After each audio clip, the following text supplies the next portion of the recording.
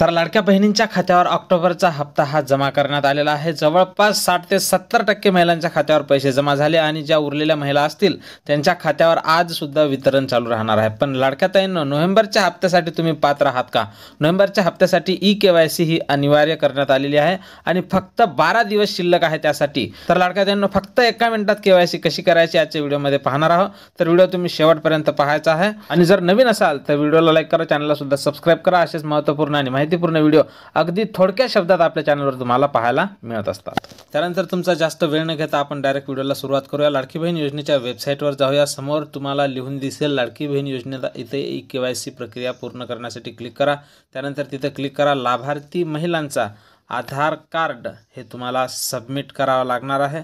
त्यानंतर तुम्ही व्यवस्थित आधार नंबर टाकून घ्या, त्यात सुद्धा कुठलीही चूक होता कामा नये। आणि त्यानंतर खाली तुमचा जो कॅप्चा कोड आहे तो कॅप्चा सुद्धा तुम्ही सविस्तरपणे टाकून घ्या। पुन्हा पुन्हा चूक व्हायला नको, एकदाच करून घ्या हे व्यवस्थित। फक्त 1 मिनिटाचा वेळ लागणार आहे। त्यानंतर तुमची केवायसी ही सक्सेसफुल होणार आहे। समोर मी सहमत आहे यावर क्लिक करा आणि OTP पाठवा। तुमच्या आधार लिंक असलेल्या मोबाईल नंबरवर OTP येईल। OTP सबमिट करा। समोर वडील किंवा पतीचा आधार क्रमांक टाकावा लागणार आहे तुम्हाला। त्यानंतर तो खाली एक कॅप्चा कोड असते ते सुद्धा सबमिट करा आणि मी सहमत आहे यावर क्लिक करा। समोर पाठवा। समोर सुद्धा तुम्हाला OTP येईल, तो सुद्धा तुम्हाला सबमिट करायचा आहे आणि समोर जायचं आहे। समोर वडिलाचं किंवा पतीचं नाव येणार आहे। त्यानंतर तिथे तुमचा प्रवर्ग टाकून घ्यायचा आहे।